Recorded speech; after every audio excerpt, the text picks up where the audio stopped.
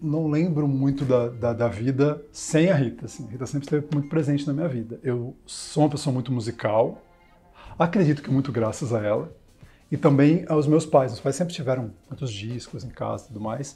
E acabou, acho que um desses discos deles, acredito eu, foi o da Rita de 79, que é o que tem Mania de Você, Doce Vampiro.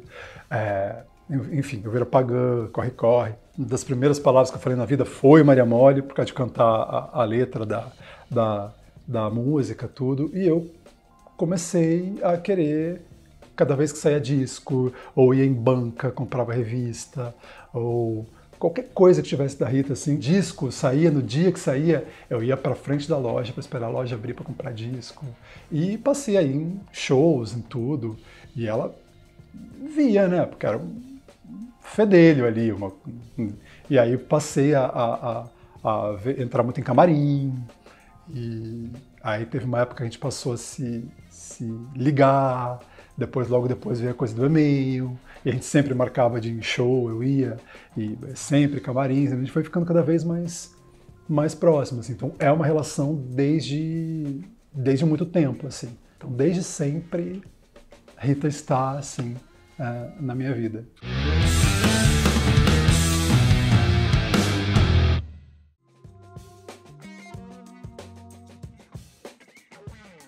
Os livros, é engraçado, né? A Rita é muito louco se você vê onde a Rita chegou, né? O que é a Rita hoje, assim. Eu tenho para mim que eu tenho maior certeza, assim. Alguma certeza eu tenho. Que eu acho, a Rita é o maior artista desse universo, eu acho que não tem ninguém que chegue ali perto dessa. Ela é muito múltipla, né? Não é simplesmente, não é que isso seja pouco, uma cantora, ou uma compositora, ou. A Rita tem um pacote ali que eu falo. E tudo que ela faz muito bem, genialmente bem. O que eu estou querendo dizer é, ela tem isso, ela tem esse tamanho enorme, assim, para mim, o maior artista do universo mesmo, assim. Ela não tem planos. Isso eu acho muito foda, assim, tipo, a gente vê hoje para você chegar no número 1, todo mundo tem que se planejar muito. Quem está hoje, isso não é uma crítica, tá? Quem está hoje no mainstream, nos primeiros lugares, você depende de um plano, você depende de um algoritmo, você depende, de repente, de botar um refrão no começo da música para que a pessoa vai ouvir no Spotify os primeiros 15 segundos. Então, assim, e a Rita, nela foi só abrindo caminhos. Porque, poxa, a Rita abriu caminhos mesmo, né? Facada, assim, tipo, era tudo mato, né? Quando ela chegou, basicamente. Então, os livros também foram meio sem planos, assim. Eu lembro que ela começou a escrever uma coisa aqui, uma coisa ali, e aí uma época ela virou e falou assim, então tá, vamos lá, vou mandando para você, na época da biografia. Se só você ler, então de repente tá tudo certo. E aí a gente foi, aí ela ia me mandando, eu falava, caramba. Quando ela me mandou tudo, eu falei assim, Rita, tem que lançar. Ela falou, mas alguém vai ler? Eu falei, Rita, pelo amor de Deus, né? Como assim alguém vai ler? Esse livro tá sensacional, é uma coisa de memória, coisa que a gente não tem no Brasil também, né? Coisa de memória, assim, tipo, a gente precisa, trabalhando mais perto agora com tudo isso, a minha missão tem muito a ver com manter a memória da Rita, memória do que é muita coisa que ela fez. A minha missão é essa, então com esse livro eu fiquei buzinando, tem que lançar.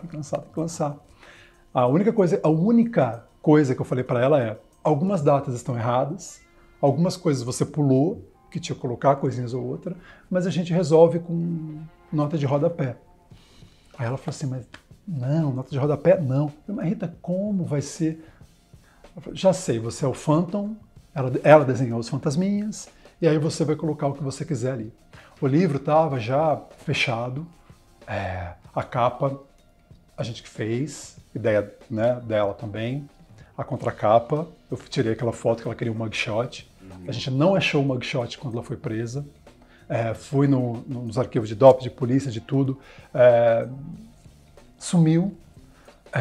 Então a gente acabou fazendo esse mugshot porque ela queria essa ideia. As fotos escolhidas, a gente ficou lá, né, fuçando, fazendo toda a parte de cadernos de fotos, tudo. Então, assim, a Rita tinha feito o livro basicamente inteiro. Aí ela falou, bota o fantasminha, ela desenhou os fantasminhas, eu escrevi, aí eu ia mandar para ela, era a última coisa que faltava no livro. Ela falou assim, não, eu só vou ler quando publicar. Eu falei, Rita, você tá louca? Só quero ler quando publicar. Então, dei uma tremida na base, assim.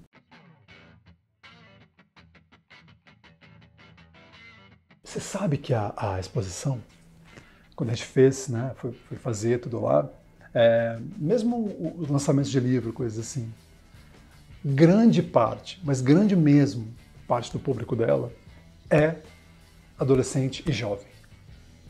Super. Eu já me sinto super tiozão. Assim. Se eu fosse hoje no show da Rita hoje, eu ia ser tiozaço, assim, porque assim, na exposição, o que eu vi era isso, sabe? Tipo, gente de 14, 15, e que vem a Rita de uma maneira que eu vejo muito, então eu fico muito feliz, assim, quando eu vejo essa garotada, como essa coisa mesmo, esse bastião da liberdade, do desacato, mas um desacato ali para uma coisa que você quer fazer a coisa evoluir, sabe? Eles têm essa coisa com a Rita. Ela é mesmo a coisa a padroeira da liberdade, sabe? Assim, tipo, né? Eles têm isso assim. A Rita significa para eles uma coisa muito livre e que foi também muito para mim, sabe? É bonito ver esse reconhecimento hoje e até levar coisas para ela, sabe? Ou você viu o que essa meninada escreveu? Você viu o que não sei o que lá? Você viu que... E é diverso, né? Porque a gente tem da Manu Gavassi, a Luísa Sonza, passando por Anitta, indo... Né? Não é exatamente só uma coisa, sei lá, roqueira. Ou a gente vê a meninada de todos né, os gêneros musicais, assim, bebendo ali numa fonte da Rita. Às vezes eu falo para ela, Rita, você é foda, assim, você é, tipo... Ela não se entende, talvez, assim, sabe?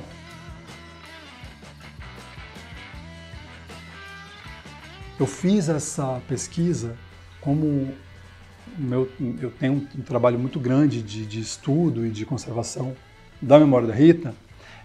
Eu fiz essa pesquisa na Biblioteca Nacional, né, que é onde fica grande parte dos documentos da censura. Fiz algumas coisas aqui também no Diário DOPS, né, fui juntando material. E a Rita é o artista, né, de todos, musical, mais proibido na ditadura. É muito louco, porque um monte de homens também extremamente com composições que também questionavam, tudo, é justamente uma mulher, né? Enfim, não é por acaso, eu acho. Ao mesmo tempo, tem aquilo que a gente estava falando também. Em 67, o primeiro documento que eu achei da Rita na Biblioteca Nacional é de 1967. Era uma lista de pessoas interessantes para a ditadura. E ela estava já no top 5, assim, junto com Elza Soares, tinha algumas pessoas assim. Interessantes, que eu quero dizer vamos ficar de olho. É isso. Ó, surgiu essa menina aqui, vamos ficar de olho. Era isso. Eu lembro que tinha também o nome da Elza Soares, era uma lista, devia ter uns 60 nomes, mais ou menos, nessa lista. E 67, a Rita tinha 19 anos. Já era pessoa procurada, digamos assim. Então, a partir dali, e principalmente 73 para frente, saída de Mutantes, ela foi muito mais. O problema mesmo foi quando a Rita foi para a carreira solo. Ali, vetado. O que era para ser o primeiro disco dela, quando ela saiu dos Mutantes, foi expulsa de Mutantes. A gente pode falar saiu, porque tem essa... Quando ela foi expulsa de Mutantes, ela gravou um disco na Philips e... assim, sem condições, assim. O disco foi quase inteiro vetado. E o Midani também não gostou do disco, tem toda a história, ele proibiu o disco. Que é aquela história depois que ela e o Tim Maia entraram no escritório dele e acabaram, quebraram tudo. Esse disco foi quando ela começou ali a realmente ser vetada de uma maneira, os carimbos, assim, sabe? No Favorita, eu fiz um dossiê enquanto fantasminha aqui, e uma dessas músicas, que é essa aqui, Gente Fina, Era para ter sido a primeira música de trabalho da carreira solo da Rita. Aí passou por 5 pareceres técnicos, depois da primeira vetado. E os 5 votaram pela não liberação. Engraçado que eles falam assim, essa letra não tem absolutamente condições de ser aprovada. E aí, a letra musical, ora examinada, apresenta conotação anárquica. Olha isso. Poderia acarretar desagregação social e familiar de consequências negativas. É uma letra que se consubstancia princípios de revolta e uma crítica picante aos costumes e um desafio aos que não comungam do sistema de vida hippie. E aí enquadra na lei da segurança nacional e não pode ser liberado. Enfim, isso era quase que esse disco inteiro foi vetado, assim, e a partir de então é um monte de veto. Muitas nunca foram lançadas.